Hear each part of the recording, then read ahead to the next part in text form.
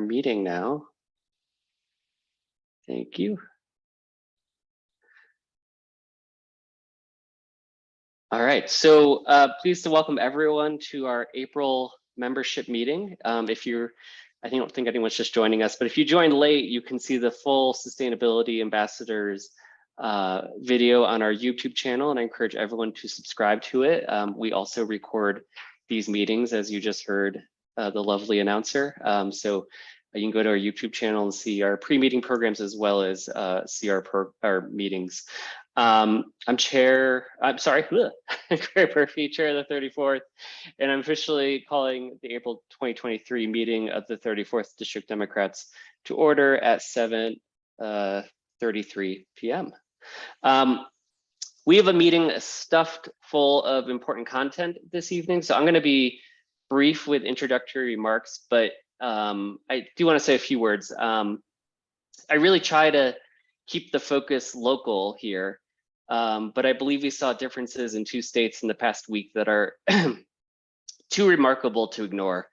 Last week, we saw Republican one-party rule run amok in Tennessee, where the state house is more concerned with banning drag queens than protecting children from the deadly dangers of gun violence and school mass shootings. And also where they expelled 2 Black lawmakers who sought to lift up the voices of teachers, parents, and children advocating for greater gun safety measures. Now contrast that with here in Washington State, where I'm pleased to know that we will soon have our governor signing an assault weapons ban, if that hasn't already happened, into law. So I am proud to be a Washington Democrat and a 34th Democrat who belongs to a party that really truly advocates for the safety of children and not fake issues. And as I shared in the newsletter this year, the blue wall really starts here at home with our advocacy of good Democratic policy and the election of solid Democratic candidates. So we want to be sure we keep our local blue wall strong over this next election cycle and the ones to come. Now I have some announcements to share. I'm happy to share that Representative Jayapal is holding her 7th annual lunch on May 4th. I'd love to find a group of at least 10 of us who are able to attend and maybe take on a table. There's a special link that's been put in the chat box. So if you sign up to that link, you'll be joining the table for the 34th Dems. I'm also happy to share that County Executive Dow Constantine is celebrating filing week with his annual luncheon on Friday, May 19th. We'll also put a link into the chat for that event if you want to sign up there. You'll see on the screen our proposed agenda for this evening. This was previously sent to PCOs and members. In addition to our regular business tonight, you're going to hear from numerous candidates for King County Council and Seattle City Council. We'll then move forward with the election of a new state committee officer. We'll then hear a critical update on the minimum wage campaigns happening right now in King County, and in anticipation of us voting on a related resolution in the next meeting. So we look forward to having a minimum wage resolution perhaps at our May meeting. And then connecting back to our Earth Day pre-meeting program from Sustainability Ambassadors that shared how youth are working to create a more sustainable future. During our meeting this evening, you were going to hear from Reconnect South Park, an organization trying to create a healthier and sustainable future for youth in our South Park community. Is there any discussion on the agenda?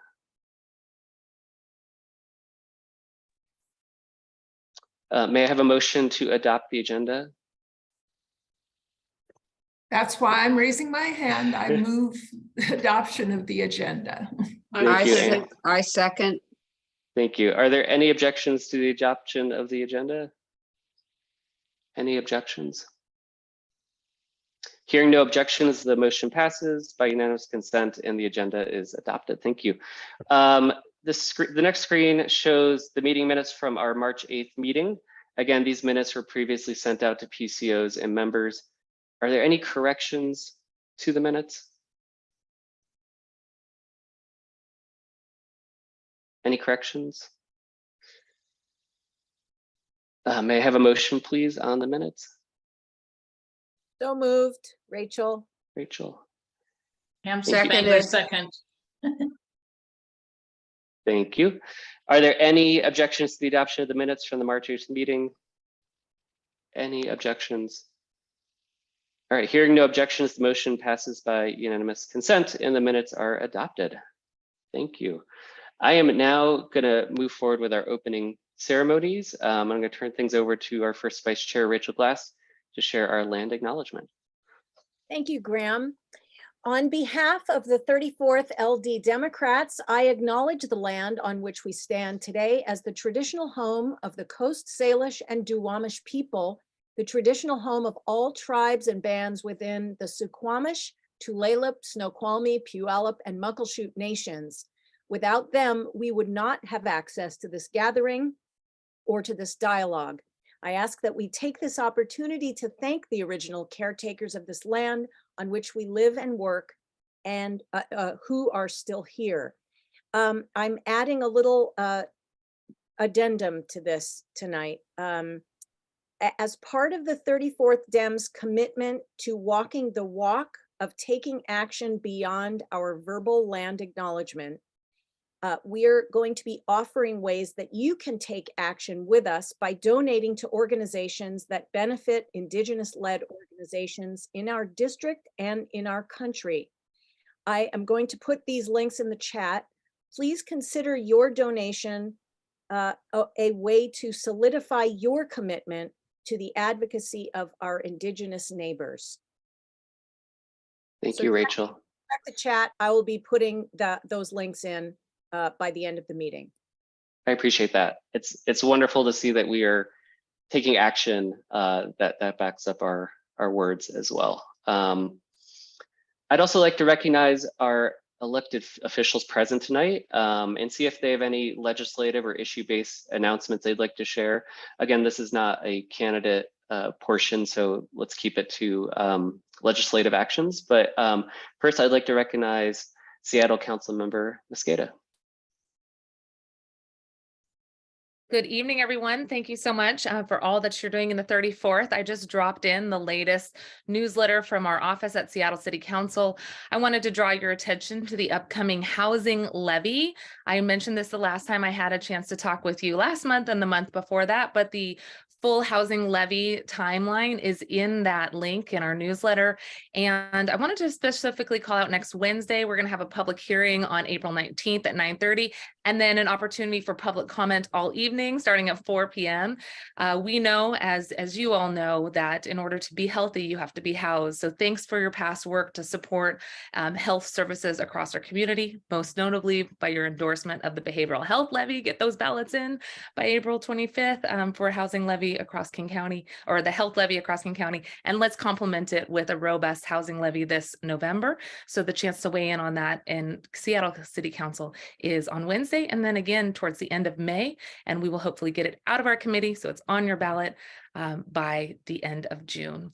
Thanks for everything. You can also find some more recent information in there about how we got national attention for providing paid sick leave to gig workers at the beginning of this month, and really proud of that.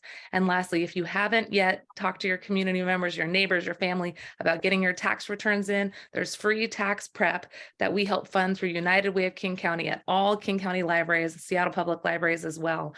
And they're helping people qualify for the working family tax credit for the first time. And 1 out of every 3 kiddos in our state qualify. So go ahead and check out that newsletter. And thanks for spreading the word on all those 3 great opportunities for our community. Thanks so much, Mr. Chair.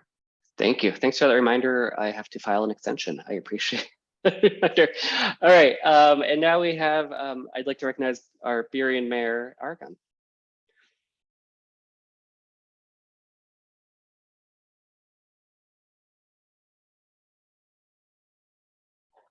I don't know if Sophia is still with us. Oh, She's just muted. My apologies. Oh, yeah, all right.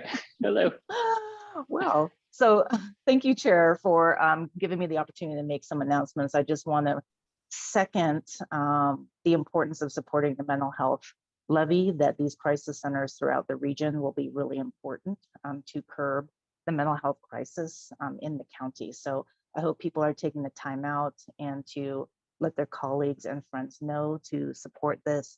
And I'm actually going to go doorbelling for this this weekend. So, and that's with Local 242, and they're meeting at MLK on Saturday. So just want everyone to know that that's happening, and I hope that you choose to participate. Thank you. Thank you. Thank you for getting out the vote on that important levy that the 34th has endorsed. So thank you. I'd also like to recognize School Board Director Leslie Harris. Got it. Thanks so much, very much, Chair Murphy. I am Leslie Harris. I am a longtime member of the 34th District. Previous to that, the 11th, former chair of the 11th, 10 years on the state committee, and for the last 7.5 years, you were elected Seattle School Board Director. I put in the chat my announcement that I am not running for re-election. It's been a slog. It has been the best job of my life and possibly the most painful, because in fact, the state does not fund K through 12 education. McCleary is fake news. Additionally, the Seattle Public Schools is looking at a $131 million deficit for the year 24-25. So there is a whole heck of a lot of work that needs to be done. I'm happy to help anyone that wants to run, whether I agree with them philosophically or not, because there are a whole lot of steps that you want to go through. And I'll share the knowledge that I have collected. And without this district, I would not have had the honor and the opportunity. My email for any election issues is harrislsh@comcast.net. For school issues, it's leslie.harris@seattleschools.org. And things are happening, and we need to be well advised, and you get who we support. So thank you for the opportunity, and thank you to the 34th for always being my home and for the support. Much, much appreciate. Thank you, Director Harris. I really appreciate your service and contributions. And yes, let's find some candidates to run for that seat, please. I'd also like to recognize our King Conservation District Supervisor, Chris Porter. Thank you, Chair. One of the most interesting things about mental health and our environment is when we have good mental health, we can go out and appreciate the birds, the bees, the butterflies, the ocean, our outdoor space. So I never thought this would be, but yes, mental health is connected to our environment. And when we have good mental health and a space to enjoy that, everyone benefits. So that levy is so important, not only for our mental health, but also for the environment. Thank you, Chair. Thank you, Chris. I'd also like to, before we move on to candidates, let's just give a shout out. Former Seattle Council member Jan Drago is also with us tonight. So I'm pleased to welcome 4 candidates to our candidate spotlight this evening, which is an opportunity for candidates to introduce themselves for up to 5 minutes. And candidates, I will be keeping track of the time because we do have a tight schedule and I want to be fair to everyone who does these. This is not an official candidate forum or endorsement meeting, but we do have that scheduled. Mark your calendars for Saturday, June 10th, where there will be question and answer period. But this is really an opportunity for candidates to just simply introduce themselves to all of you.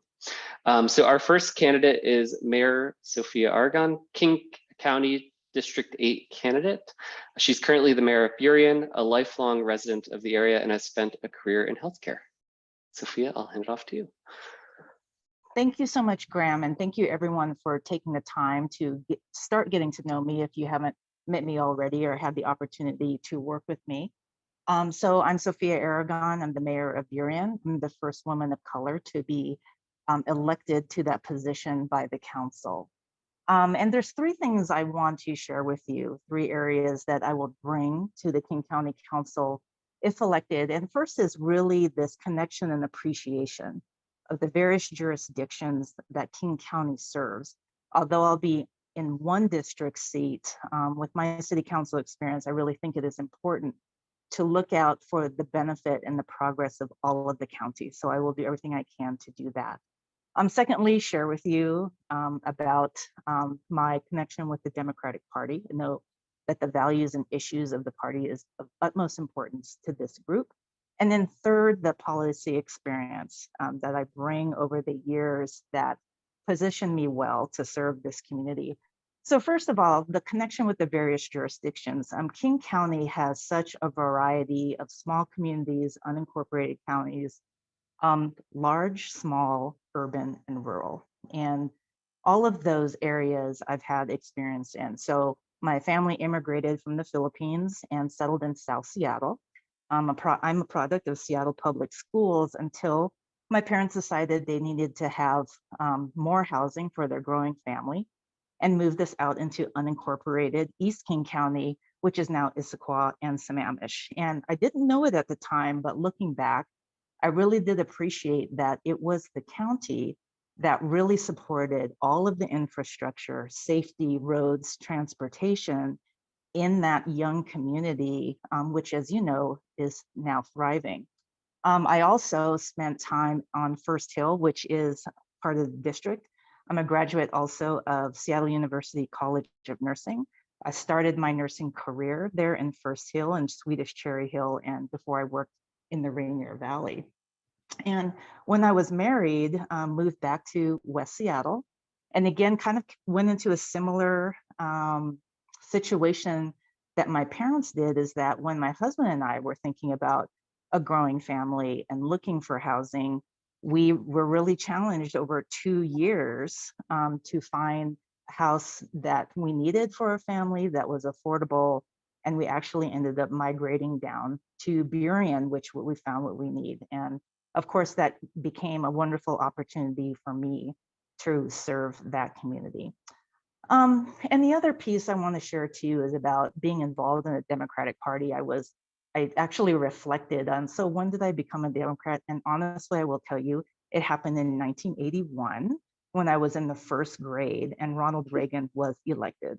And listening to my classmates being really worried about their parents' jobs and livelihood. And it was kind of, and I'm like, you know, I want to be with a party that gives voice to people who aren't represented and also their approach on the issues. And yes, I'm pretty sure I knew this in first grade.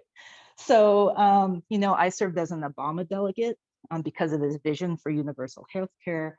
I served as a Bernie Sanders delegate because at the time he was advocating for canceling student loans and I was struggling with loans on my own. I was the first local government official to endorse Elizabeth Warren because of her government accountability stance. And I doorbelled for AOC because of her advocacy for the Green New Deal, and also a delegate for President Biden because he's a proud local, his political career actually started local government at the county level. And I did serve briefly on the 34th board, which was a wonderful experience. And then finally, my policy experience. Before I became a city council member, I was an advocate for nursing and healthcare for many years. And we are experiencing in Burien exactly what everyone else is experiencing. I value and bring diversity into our policy decisions. We are really concerned with public safety and we need to strengthen that. And we've had 2 significant drug busts in the city that I want to help remedy at the county level. And we also have a homelessness crisis. I know everybody does, but we do have a significant one. And as a nurse, I think I can bring attention to the mental health and substance use issues that fuel that. And finally, the environment. I know that healthy environments are essential to healthy communities. So I'd love to talk to you more about my issues. I know my time is up, and thank you so much for the time. Thank you, Mayor. Thank you, appreciate it.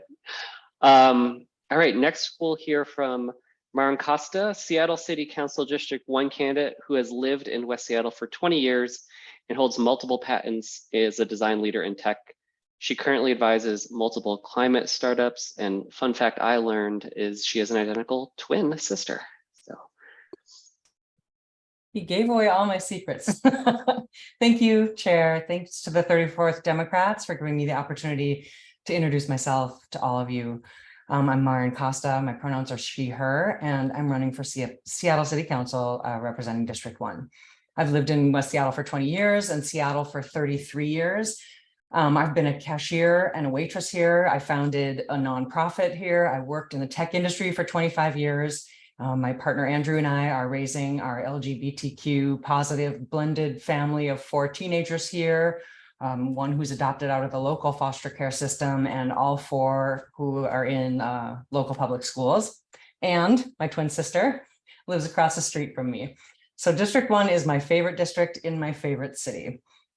I'm running for Seattle City Council because we need experienced leaders who have the proven ability to turn ideas into action and drive positive change. We are so prosperous, yet we're failing to make meaningful progress on key issues like public safety, homelessness, affordable housing, and preparing our city for climate change. We can be a progressive city that actually makes progress. And everything I've done in my life and my career up to this point has prepared me for this job. As a senior leader in tech, in the tech industry and Amazon's very first principal designer, I led big teams, managed $1 million budgets, fostered collaboration between competing organizations to get more work done faster. And I was awarded over a dozen patents for designing innovative solutions. Many times I presented proposals directly to Jeff Bezos, successfully meeting the high bar of a bulletproof plan for building, testing, launching, auditing, and delivering. While at Amazon, I also ignited, organized, and led a movement of thousands of tech workers to advocate for a company-wide climate plan, because at the time, Amazon had next to nothing and was lagging way behind its peers. So when the opportunity to lead arose, people looked to me because I was known as a bold problem solver who could fight and win for all of us. Our united effort became a beacon of inspiration for creating change. And we successfully pressured Amazon to create their climate pledge and the $10 billion Bezos Earth Fund. We went on to stand with warehouse workers at the start of the pandemic when Amazon was patently putting profit over people. For that, Amazon illegally fired me, but 9 US senators, including Senators Warren, Sanders, Booker, and then Senator Harris, wrote an open letter to Jeff Bezos contesting my firing. And the National Labor Relations Board took Amazon to court, and we won. Being a part of that victory was the most powerful moment in my career, and it sparked my interest in creating that feeling of victory for all of us in Seattle. In this moment, we need leaders who can see clearly what isn't working, bring people together, and fix it. Leaders who fight for the benefit of all people, no matter your zip code or the color of your skin. So now I'm listening to constituents, to community leaders, to elected officials, and here's what I'm hearing. We're feeling less safe. We're avoiding downtown. We can't afford to live where we work, and our kids are priced out of the neighborhoods they grew up in. We're enduring increasing flooding, heat, and smoke from climate change, and we have one of the worst gender pay gaps in the nation. When workers thrive, families thrive. When families thrive, communities and businesses thrive. And in that thriving environment, homelessness and crime decrease. We need a victory for all of us in Seattle. Together, we can build a city where we can take care of our most vulnerable and everyone feels safe. Together, we can build a city where, with good union jobs, where all working people, no matter what color or gender they are, get paid enough to live a decent life. And together, we can build a city that will attract new industries and lead the way to the new green economy, an economy that works for everyone and for generations to come. I willingly put my whole career on the line to fight for essential workers, climate justice, and our children's future, and we won. I can drive our ideas for our city into action so that we all win. I invite you to join me in building our city's bright future, and I look forward to meeting those of you whom I haven't met yet, and I would be honored to earn your endorsement. Thank you. Thank you, Martin. It's Thank you for staying on time too. Oh my gosh, you guys are clocking it exactly. Awesome. All right, next we'll hear from Preston Anderson, Seattle City Council District 1 candidate, who is a 34th board member, was born and raised in Tacoma and served as a medic in the Army. He currently works in the VA Puget Sound healthcare system as a licensed clinical social worker. Preston.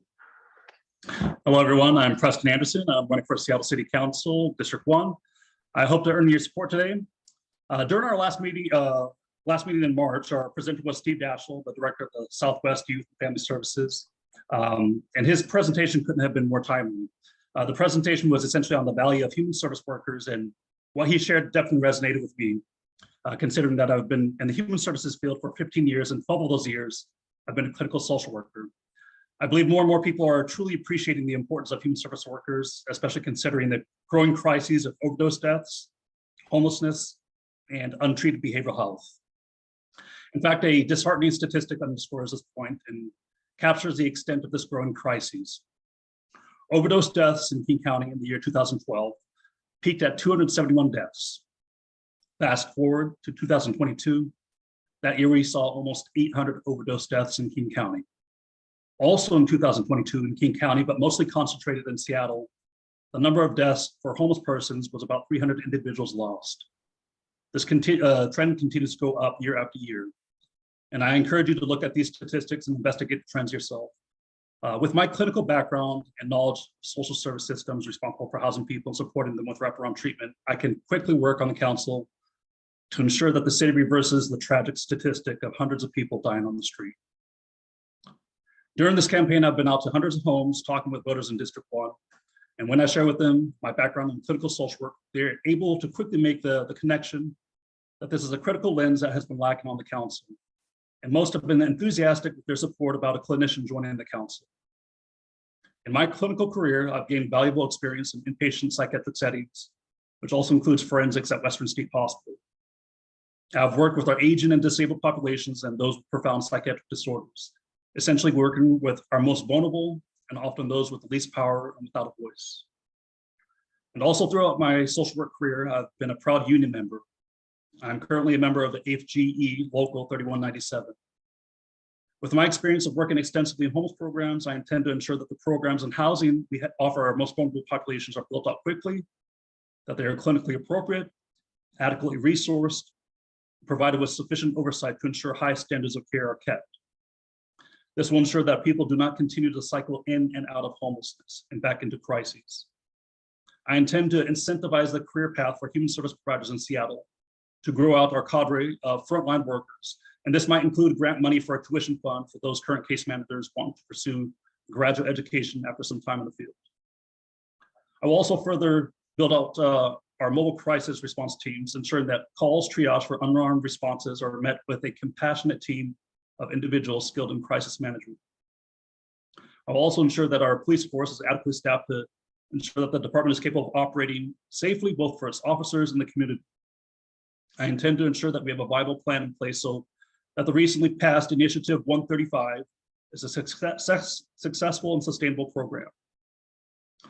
We will increase housing density to achieve our goal of housing affordability for all Seattle residents. On the council, I'll ensure that the city is working closely with other municipalities in the region to build out similar models of housing affordability. We will build out more efficient transit options to include lengthening the current light rail system and work to reverse the trend of delays in sound transit. We'll also focus on growing and diversifying the local economy in order to support more union jobs. I hope you consider supporting me for my run to represent District 1 on the City Council. I bring a wealth of clinical knowledge to the council in this critical time of crises. My network of friends are social workers, psychologists, and psychiatrists and case managers, so I get unfiltered feedback from this network in real time. No other candidate has this unique skill set of being a clinician who will lead the city to visible and durable change, and most importantly, structural changes that will save lives. As I mentioned before, I've met with hundreds of residents in District 1, and I've completed the qualifying process for the Democracy Voucher Program, and would gladly accept your Democracy Vouchers if you still have them. There's a link on my website. Just scroll down to the Yellow tab. You can donate them if you'd like to. You can find my website by Googling PrestonForSeattle.com, and please do offer to support your volunteer hours for this campaign. There's also a sign-up field on the webpage. And further information, I don't know if I can share in the chat, or maybe Graham has already shared that, but I do thank you for your time, and I appreciate your support. Thank you. Thank you so much, Preston. Appreciate it. And then today we'll also hear from Rob Saka, Seattle City Council District 1 candidate, who's an attorney, Air Force veteran, and West Seattle resident. He has served on the King County Charter Commission and Districting Committee, and has also served on the search committee for the Seattle Police Chief. Rob? Thank you, Mr. Chair. And good evening, fellow 34th Democrats. My name is Rob Saka, and I'm running for Seattle City Council because I'm passionate about making our community a safer, more affordable, and more welcoming place to live. I understand firsthand the challenges that many of us face when it comes to housing. As a former foster child, I struggle to find stable and affordable places to live. I spent years living in substandard housing, and I know how stressful and frustrating it can be firsthand when you feel like you have nowhere to call home. Today, as a father of 3 young kids, that understanding about a need for a home has only grown. And that's why a top priority of mine as your elected Seattle City Council representative will be to address the housing crisis we face in the city and our region. We need to ensure that everyone has access to safe, affordable housing, whether that means expanding our stock of affordable units, investing in programs that help people stay in their homes, or exploring innovative solutions like tiny homes and co-living arrangements.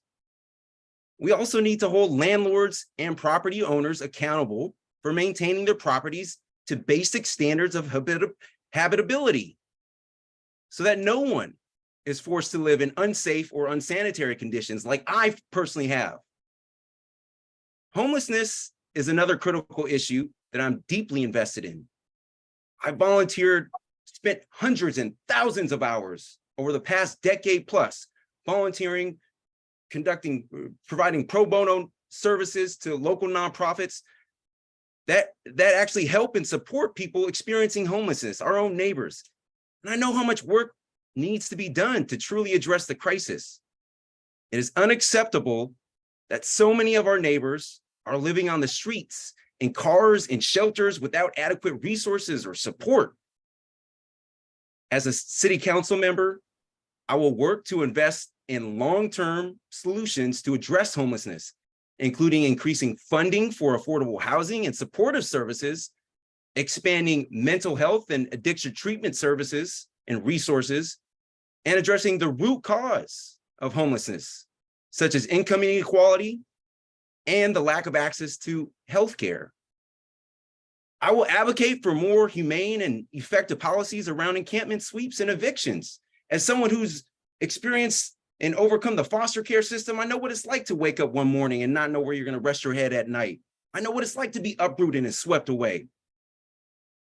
But I'll also make sure that whenever we have to conduct sweeps, we pair people with services and shelter and housing, and we treat people with the dignity and respect, their basic needs that they deserve.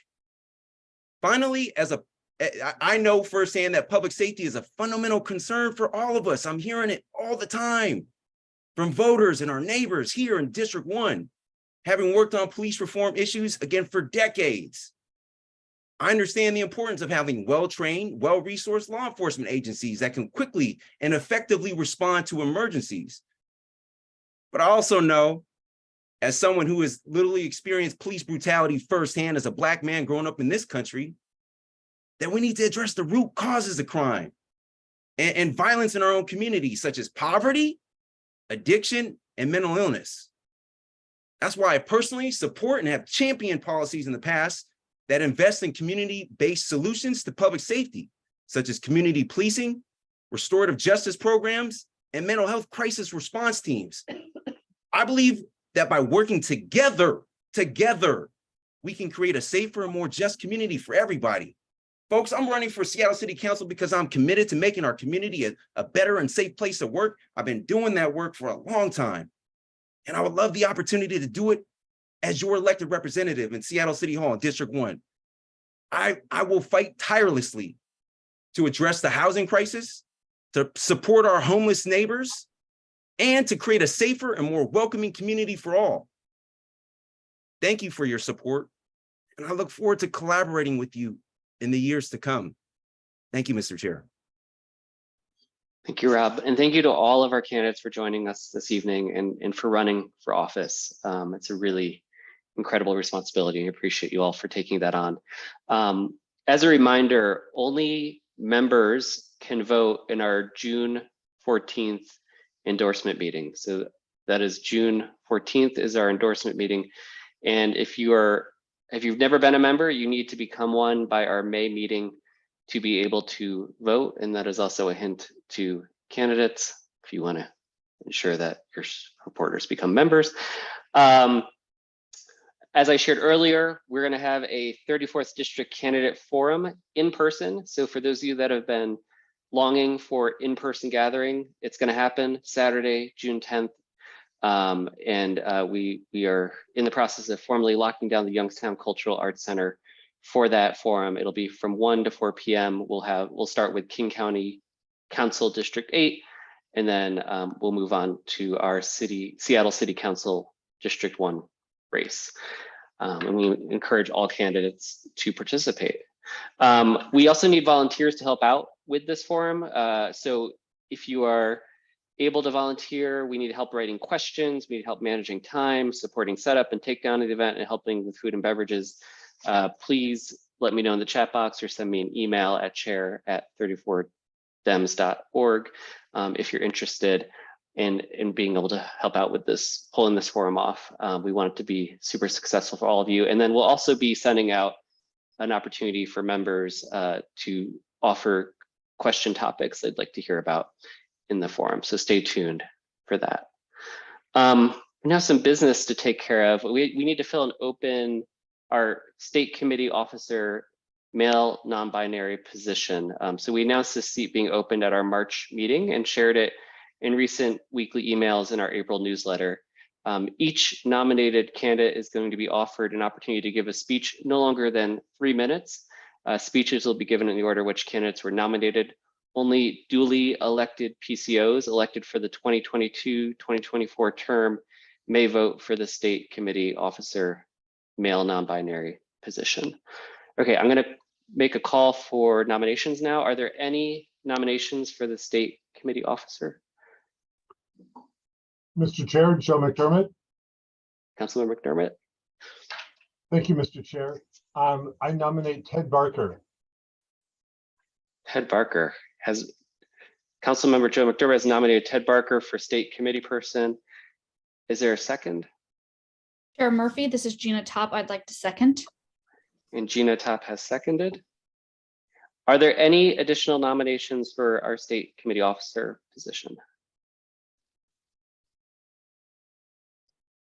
Any additional nominations? Last request for nominations. All right. Ted Barker, you are the only nominee, and I'll offer you 3 minutes to speak to your nomination. Well, being that I'm the only nominee, I won't burn up all 3 minutes, but I just wanted a little rundown. You said something just a minute ago, Mr. Chair, that I thought was funny. Hitting up our candidates, bring in your supporters and turn them into members. And I like that because that's how I became a member of the 34th. Tom Carr, when he was city attorney, brought in all the guys that were helping coach and run the Pony Baseball League into a meeting one night. And that is when I first came to a 34th meeting. And, you know, it's funny, I have been interested, had been at that point in time, interested in politics for many years. But, you know, just like so many people, having an interest in politics was watching politics on the news, getting the stories, and voting. And, you know, I thought that's what you did. And it was, you know, I didn't have really that background where I was exposed to hands-on politics growing up. But coming to that meeting, that's where I realized that this is where real politics was happening. And I stayed in there and I've enjoyed it very much.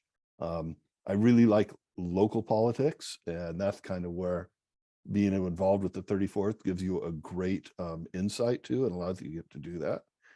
But that being said, as much as I like local politics, something happened in 2016, and we all know what it was, that has changed my outlook somewhat. And I don't want to, if things are different now, it's not just a matter of two different people that have different viewpoints who may disagree with something. It's combative, and I have to say the other side is just out of hand and out of their minds. I mean, if it's culture wars and drag show bans or whatever it is, it's just like the vindictiveness is something that I just can't fathom and I can't tolerate. And so I don't want to rip off our president's line, but I really do feel like it is a battle for America's soul now. And it's caused me to change my shift a little bit, and the policies and what I think is important. And that's why when I heard this seat was coming up to be a state committeeman, which gives you an opportunity to deal with larger issues. And by larger, I don't mean more important necessarily, but a larger venue, the national issues, I jumped on it. And so I thought this would be something that would allow me to do that. And it would allow me to try and further the 34th agenda on a wider stage. And that's why I'm running. So thank you for your time. Thank you, Ted. Councilmember McDermott, having nominated Ted, would you like to speak for 1 minute for your nomination? At the risk of beating a dead horse, I would tell you that I would call Ted a pavement Democrat. What do I mean by pavement Democrat? He hits the pavement when you need to. It doesn't matter if it's a parade route or doorbelling for candidates. He's hitting the pavement and doing the work. And he's done that from local to national level and will represent us well on the state committee. So I ask you to join me in supporting him. Thank you. Are there any speeches against the nomination? Any speeches against? Hearing none, we're going to move to a vote. Ted Barker has been nominated for state committee person. We're going to move to a voice vote. Please unmute yourself. If you're a PCO, all those in favor say aye. Aye. Aye. All those opposed say nay. The ayes have it. All right, congratulations, Ted. Thank you very much, everyone. All right, we are now going to move along to our first presentation, which is thrilled to turn things over to our guest, Katie Wilson, who is the General Secretary of the Transit Riders Union and has been part of the past and current campaigns to raise the minimum wage in King County. She's going to share where current campaigns stand today, and also we'll leave some space for Q&A. So about 15 minutes for this presentation and Q&A, and we're also likely to consider a resolution in May related to the minimum wage, some minimum wage legislation in King County. So Katie, thank you for joining us.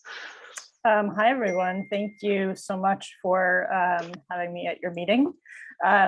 So yeah, I'll talk a little bit about what's going on here, raising the minimum wage. So next slide.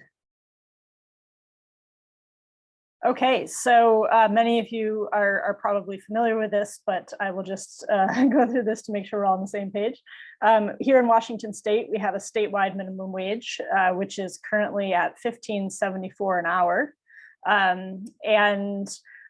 There are several jurisdictions in the state which have established higher local minimum wages. The first one of those was actually the city of SeaTac back in 2013, the site of the first $15 an hour minimum wage campaign in the country.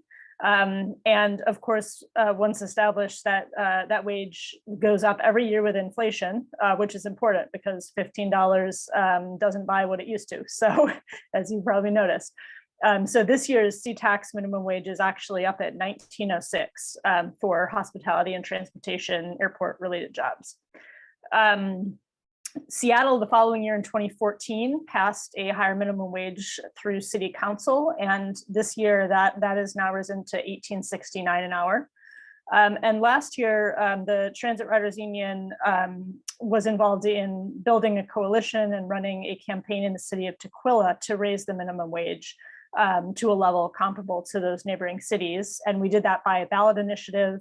It passed on the November ballot with a kind of astounding over 82% of the vote in Tukwila. So it was a very popular policy. And that means that the minimum wage in Tukwila is going to go up to $18.99 starting this July 1st.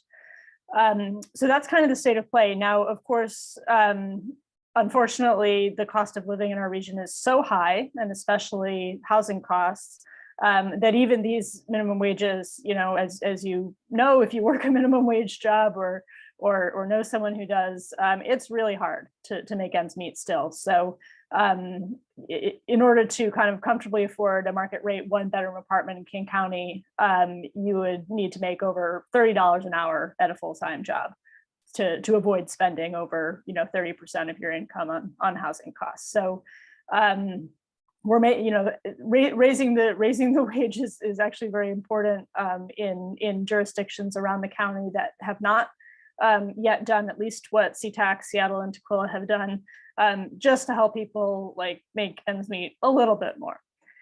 And so if you notice, I know you all are probably very familiar with King County geography, but you know, we have kind of Seattle, Tukwila, SeaTac here. There's a lot more cities in South King County where it would be really great to raise the wage. And so that's partly what we're working on this year. Let's go to the next slide.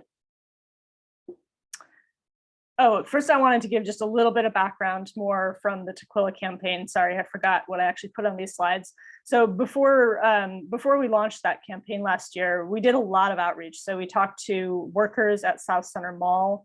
We talked to about 100 workers. About a third of them said they would like to go back to school, but they don't have time or they can't afford it. 62% say they were struggling to pay rent or other bills. 77% say they're unable to save money. Just a couple of quotes there that, you know, things that we heard from workers, not surprising at all. But, you know, I would like to see the minimum wage increase enough that I could live on my own. I'd like higher paid for the work that we're instructed to do. Next slide. So based on those conversations and lots of conversations with community and labor allies, and also with local businesses, we talked to lots and lots of local businesses in Tukwila. We developed this proposal. So basically for large employers, the minimum wage goes up to more or less match SeaTac's wage again this July 1st. You noticed on the last slide, they're a little different. That's because of a different inflation metric, which I won't get into unless anyone really wants to know. And then there will be annual cost of living adjustments every January 1st after that. For employers with fewer than 500 employees worldwide, there's like a few year phase-in period. And then the very smallest employers, those with fewer than 15 employees and less than 2 million in annual gross revenue, are exempt. There's also a policy that's part of the law called access to hours, which basically says that employers should offer available hours to qualified part-time employees before hiring additional employees or subcontractors. So this is trying to get at basically like, if someone wants to work closer to full time and those hours are available and the employee can do the work, they should get those hours. It kind of gets at the problem of, especially some of the large corporate employers like to keep everyone on part-time, even if people want to work more. Next slide. So yeah, as I mentioned, Tukwila voted to raise the minimum wage in November of last year. This is a picture of us at Tukwila City Hall handing in our signatures that we gathered, and over 82% voted yes. Okay, next slide. Okay, so yeah, what's going on this year? So a couple of things. You can see on the right there, Raise the Wage Renton. So there's a campaign that we're not leading, but we are supporting in the city of Renton to raise the minimum wage. And they're basically using legislation very similar to ours. So they kind of like copied our policy. So that is going on. They're gathering signatures right now. You know, Renton's a much bigger city than Tukwila, so they have a bigger job there in terms of gathering enough signatures to qualify for the ballot. At the same time, we are hoping to pass legislation this year in Burien and through the King County Council for Unincorporated Areas of King County to raise the minimum wage in those jurisdictions through city council or county council action. Next slide. And so just a little bit about kind of like what the impact would be. So in Burien specifically, we've got some data from the Employment Security Department. Around 2,000 Burien workers last year were making an hourly wage less than the minimum wage in neighboring SeaTac. So that gives you a sense of kind of like what the potential impact of the policy would be, raising the wages for most of those workers. And we have a coalition coming together to push for legislation. You can see the organizations that have endorsed so far on the left there. That's the 33rd LD Democrats. Sorry, the text is fuzzy and too small to read. And UFCW, 3000, the Highland Education Association, ACLU, Burien People Power, and the Working Families Party. And, you know, obviously we're just continuing to work on building the coalition and hoping to get legislation started in the next month or two. And we have a petition that individuals can sign, and you can see a short link there, bit.ly/Burien-wage, where you can, if you want to sign that petition, share it. We're trying to get, you know, hundreds and hundreds of signatures by the end of this month that we can present to the city council to get them started on legislation. Next slide. Yeah, and then thinking about unincorporated King County, again, according to data from ESD, which, you know, there are some reasons to think this might be underestimates, but there were about 1,000 workers collectively in White Center, Skyway, and Vashon Island. So, you know, they don't have like great data for all of unincorporated King County, but those are 3 of the more kind of urban areas.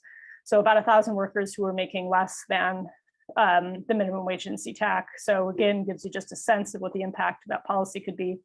Councilmember Zahalai's office has begun convening stakeholders, and county staff are working on legislation probably pretty similar to what passed in Tukwila.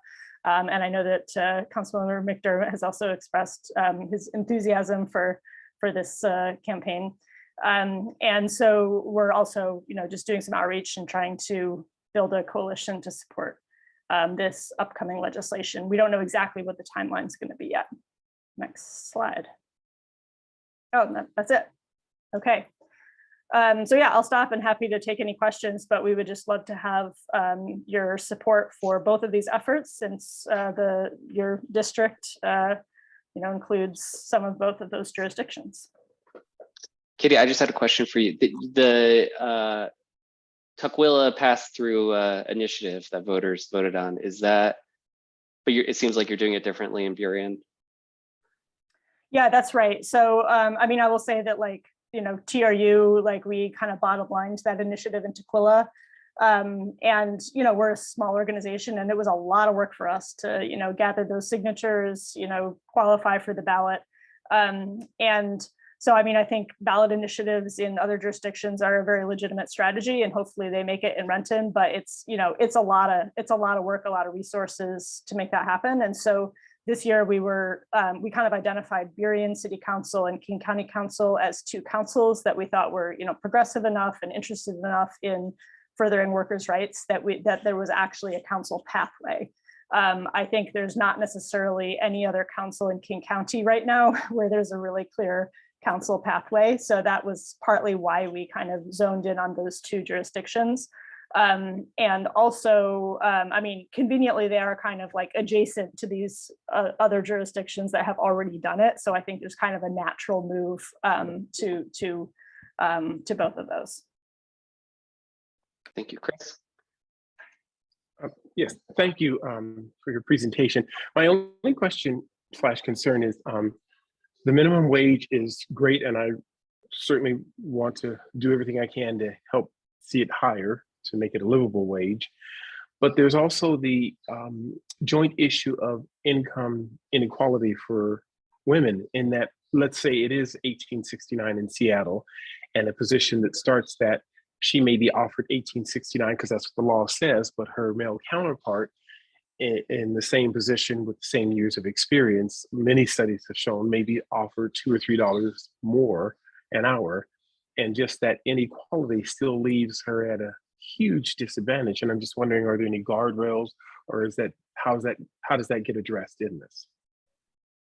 Yeah, I mean, there's nothing kind of in the legislation specifically that like explicitly addresses gender pay gap. So I mean, obviously that's like a problem that absolutely needs to be addressed. I guess I would say one impact of raising the minimum wage, I think that like low wage jobs, minimum wage jobs are disproportionately held by women, right? So if you look at the workforce, you know, in your restaurants, you know, in your retail, you know, by raising the minimum wage, I think you probably help a little bit to eliminate some of the like overall gender disparity in income. But yeah, there's nothing explicitly there about the gender pay gap. I would be interested to, I'm not quite sure how you would do that. So I would be interested in ideas for how in a wage policy like this, you might do something more explicitly. Thank you. Any other questions?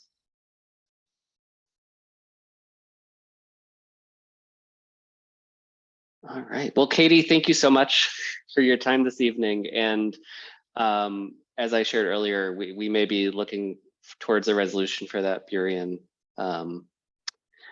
legislation in our next meeting. So appreciate it. And thank you for educating our members on this.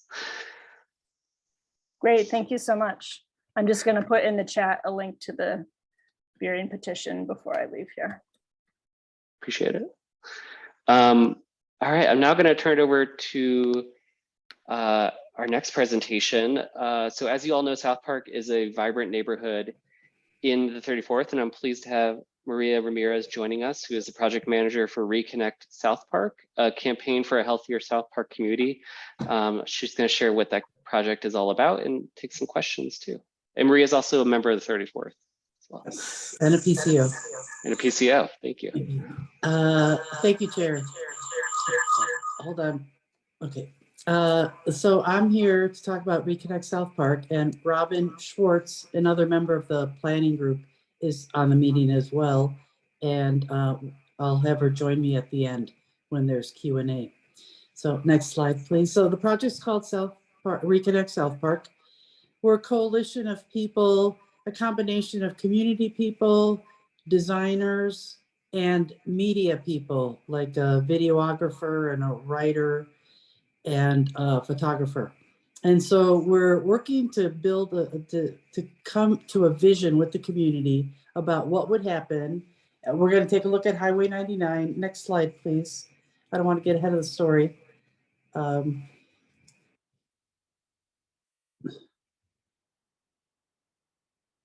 Next slide, please. Oh yeah, so somebody had an idea. Next slide. And it was about Highway 99. She wanted to rethink the way that highway cuts through the middle of South Park. It's, next slide, to support community health and well-being. Next slide, please. So in a national context, there's a growing movement to undo the damage of urban highways. Next slide. And so this emerging language, this new way across the country to bring back the communities that were destroyed, as many highways were built through communities of low income. And next slide, and immigrants. So Reconnect South Park, recently we were in the headlines because the project was awarded $1.6 million. This whole project is being managed by the City of Seattle Office of Public Planning and Community Development. We, the coalition, the Reconnect South Park Coalition, was awarded $300,000 to engage the community in working on a vision.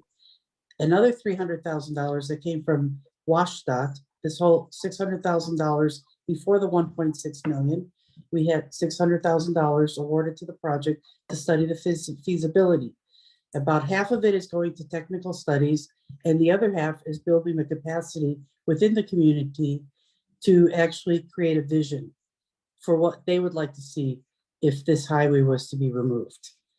Next project, please. Next slide. And now the South Park context. Next slide, please. South Park is very unique, a long history of being majority Latino. Next slide. It's thriving. There's many communities there. So South Park faces a lot of environmental challenges. Next slide, please. There's the industrial area that encroaches, that is sort of a tension between the residential area that was there and then the industrial area that the city over time developed in that area. So there's conflicting and there's issues with the pollution. Next slide, please. These are the highways that cut through near South Park. Interstate 5, it seems a little redundancy with the 99. A lot of us in West Seattle like that Highway 99 that cuts through South Park. I use it as a shortcut myself. Next slide. The Superfund site, the Duwamish River is a Superfund site. Next slide. The traffic, air traffic, we can't, there's pollution from the airplanes that are landing in SeaTac and then the Boeing field. And so all this burden, environmental burdens, they result in a 13 years less of life expectancy for the people who live in this area as compared to other communities and neighborhoods in Seattle. Next slide, please. So the illnesses from the pollution being so close to a highway are many that people are bearing. Next slide, please.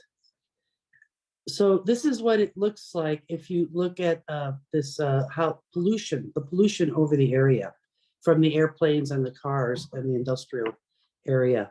And there's children that spend most of their day right near the freeway because they're at the community center or at the park. Well, Cesar Chavez Park is right there adjacent to the highway. It's not a very popular place to hang out because of the location. Concord Elementary, the South Park Library, you open the door, you're 65 meters from Highway 99. The skate park, the community center. And so all of this is really doing a lot of damage to our kids and families. Next slide, and the residents. So getting across the highway is also dangerous and causes many safety concerns. And next slide, please. So is it possible? Next slide, please. So the city, before, looking, what happened where some citizens got together, a couple residents from the community, talked to their state legislators and to Adam Smith, and that's how we got the initial $600,000 award. They went through a little feasibility and said, okay, what are the counts for that traffic? How many cars use those roads? Next slide. There are 4 other highways and arterials within that 1 mile that can run parallel to this segment. So we're working on a better map. I'm sorry that we don't have a great map here, and I will get you one. But this is something that a lot of people are worried about where the traffic will be rerouted to. And that's a real concern. And that's why we're going to take a long time to do the studies that we need. That 1.6 million is going to go into modeling for different traffic scenarios, if that's the right word. Next slide, please. So process, yes, next slide, please. So we've got community engagement. We met here with some youth, had them envision their community. They've already done a lot. These are the Duwamish Valley Youth Corps in South Park. And we had a little exercise with them, and they are so interested in what their community looks like and what's around it. Next slide, please. And so the project timeline, right now we're at the community organizing and existing conditions, winter, spring 2023. And so we've put a team together that will work to convene a big community meeting. I think it's going to be in the fall. We're just starting out building the team, getting our branding together, our message, making presentations, reaching out to folks. And so I'm not sure how I'm doing on time, but there's different phases of the project, and it's going to be at least another 1.5 years for us to actually get to this vision. Winter 2025 is what's projected. Next slide, please. So we're gonna explore potential futures with the community, get feedback, find out what kind of studies we need to have done so we can report back to the community on what different scenarios are possible, and to capture from the community, what would they like to see? What kind of, how would this space, what used to be a valley, come back to being a valley and not a highway? So I think that's my last slide. Yes, any questions? And Robin, if you want to jump in and say something also. Yes, Rachel. I don't, oh, sorry. I'll just piggyback on Maria's. As Maria said, I'm part of the group now. I'm a community member. I don't have a lot to add. I do want to emphasize that, as Maria said, this is just in the very beginning stages. We're just, I mean, I myself don't know much about, I don't really have an opinion about the project, because I'm waiting to hear what the study brings and what community wants. So that's kind of some of our perspectives who are on the group.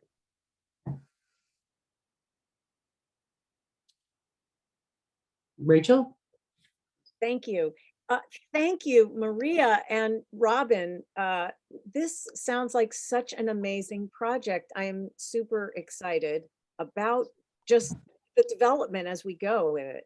My question was, what was the name of this youth group that you have brought in to work with on this? Robin, you want to talk about them? Sure. They're called the Duwamish Valley Youth Corps. It's a youth engagement program that's facilitated by the Duwamish River Community Coalition, which is where I work as well.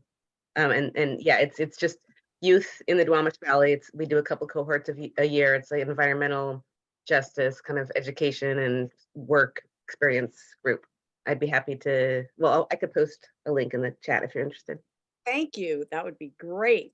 Maybe they'll be interested in sustainability ambassadors. Yes. Dorothy? Oh, Dorothy, you're muted. Do you work with the South Park Neighborhood Association? We were just there last night. We Oh. made the same presentation there. I see. So, yes. I would assume you'll be getting input from them too, since they're right in the hood. We'll be checking in with them, and I didn't mention is we're having a workshop at the end of the month in South Park. It's called Dream, Build, Design, and it's where people play with toys and imagine what they create their community they grew up in, and then they talk about what kind of community they'd like to live in. And so it helps people start to think about how they could have an impact on what's in their neighborhood. Neat. Great. Yes, Rob? Rob? Or?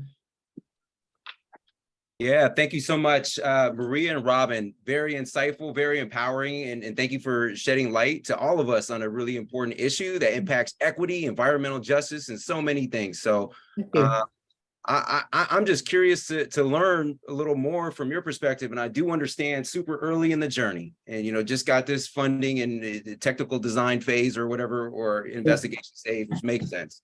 But where we're at today, what are you two seeing in terms of some of the systemic barriers to success in terms of ultimately clearing things up, making that neighborhood more accessible, more equitable, so folks have better health outcomes, life outcomes, et cetera, et cetera? What are some of the initial barriers, systemic barriers to success we're seeing besides funding? Of course, funding is a huge issue.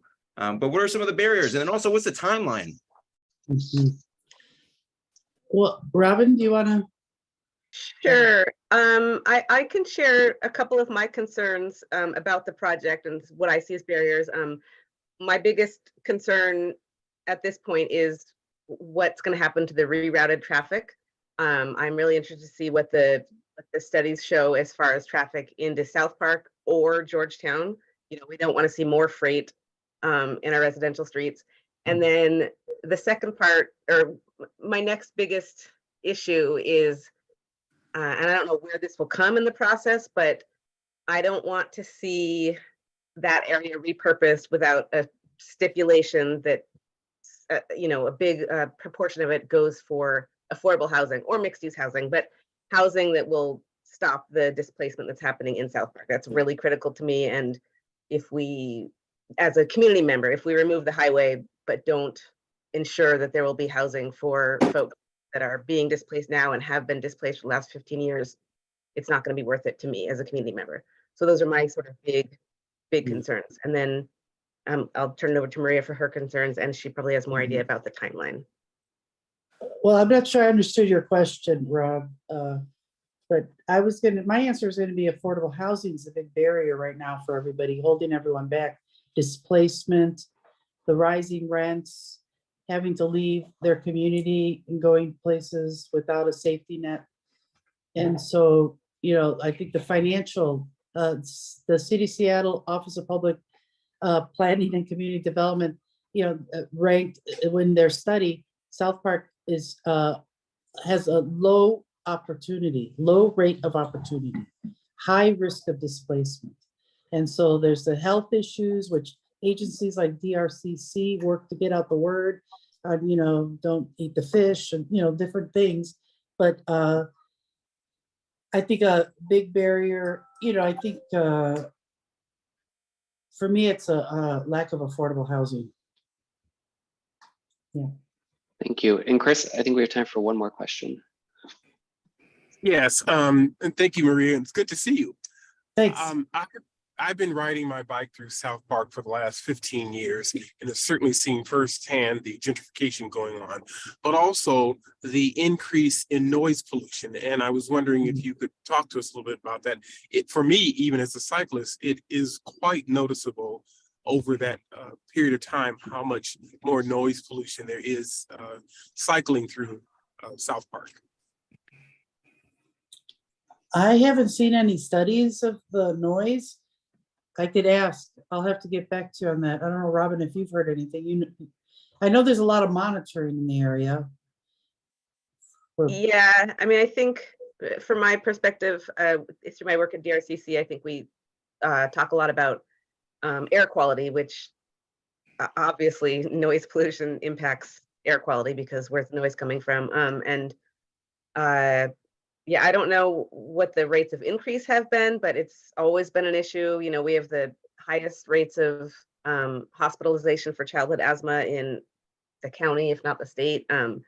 There's a lot of work to be done to ensure that community in the Duwamish Valley has, healthy air. And it's an uphill battle because things, yeah, I think as you say, Chris, progress just keeps progressing, which is problematic for our air quality there. All right. Well, thank you, Maria. Thank you, Robin, for sharing this you. really thoughtful, interesting idea. And I really hope we can figure out a solution that really works well for South Park. Thank you. Thank you, Chair. Thank you. Thank you all. All right. I'm going to turn things over to Dorothy to just give a quick get out the vote message about our Proposition 1, the only thing on the ballot.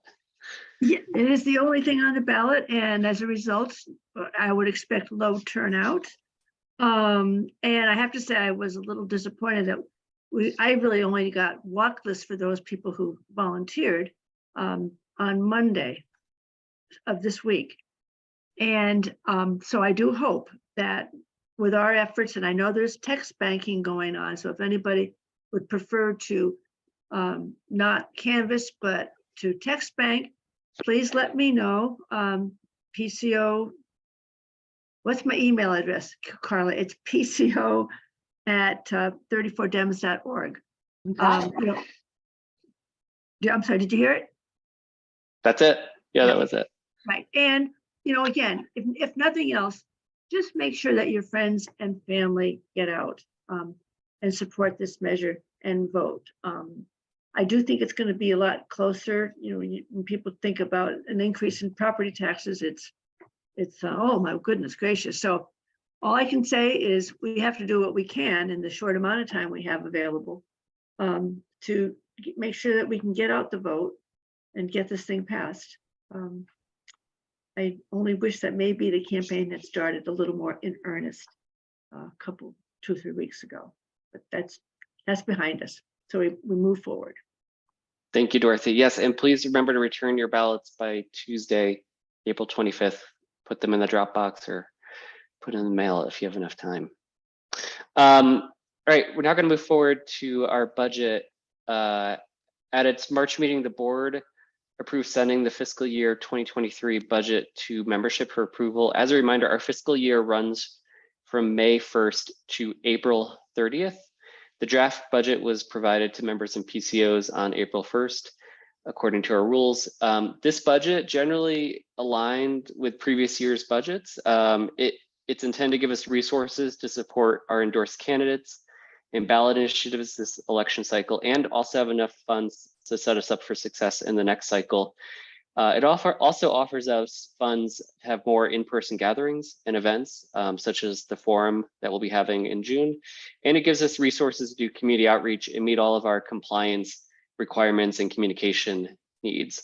It includes some fundraising and membership goals to support these expenses. I don't believe anyone has reached out to me with questions about the budget as we offered, but I'll just ask here, are there any questions about the budget? It's more about what the bank balance is, the beginning bank balance is. I recognize this is a year budget, but what kind of funds do we have available? Yeah, so it looks like we'll have around, and that's in our next budget report, but as of this month, as of end of March, we'll have about 16,000 that we're carrying over.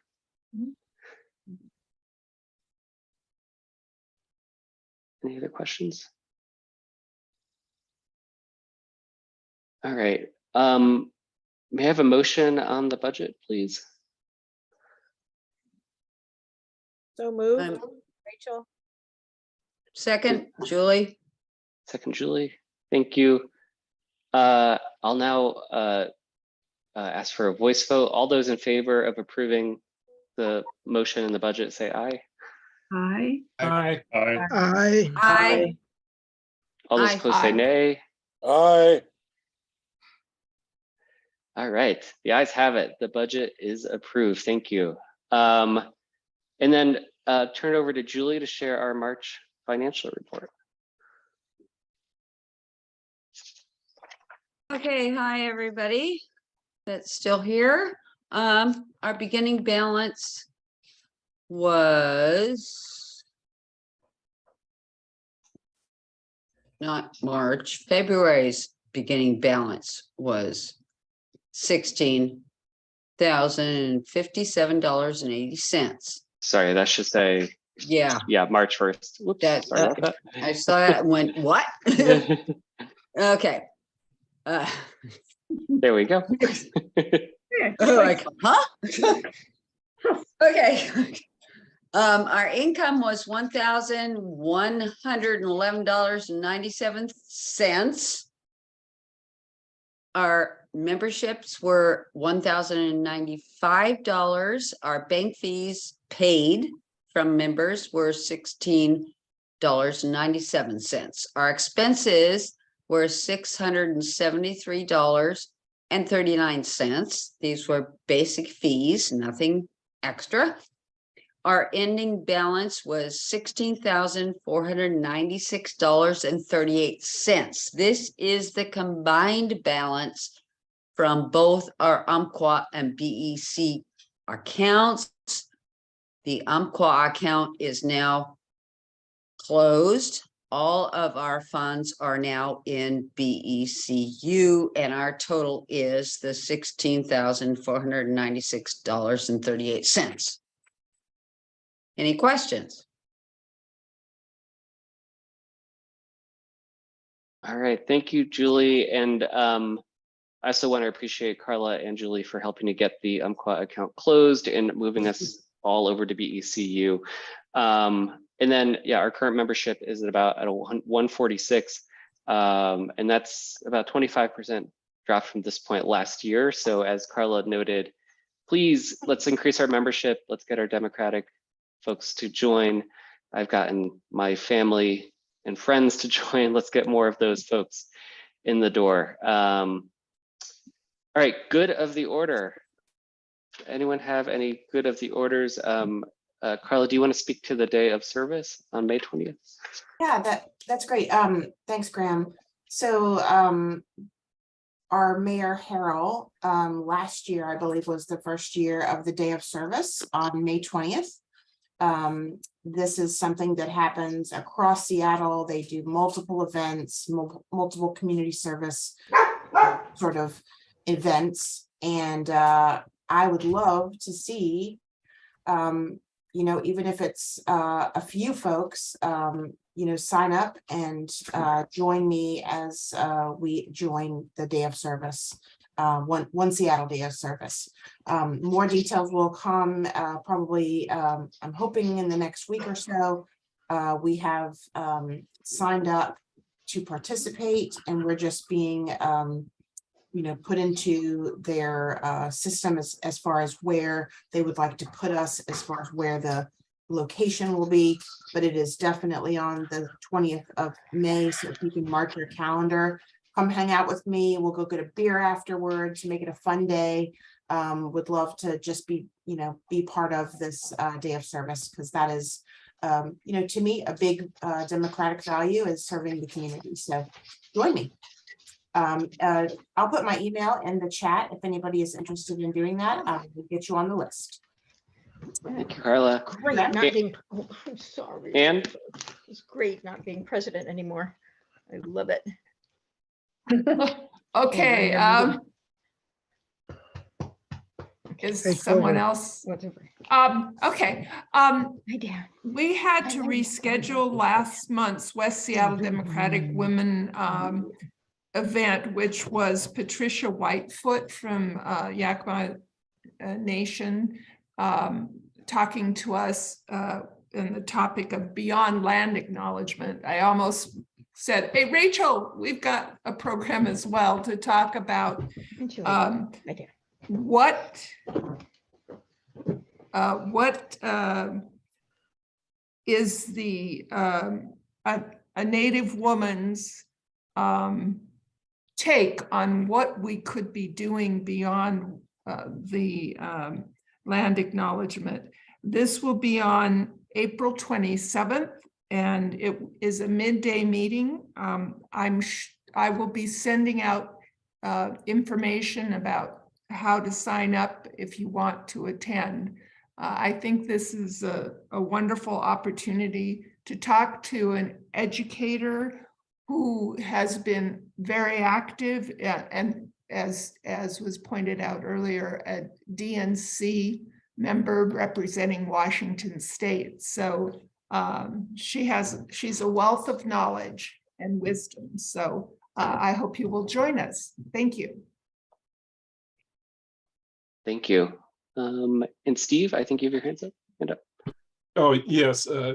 I'm looking forward to having a booth at the White Center Cambodian New Year Festival. That will be on April 29th.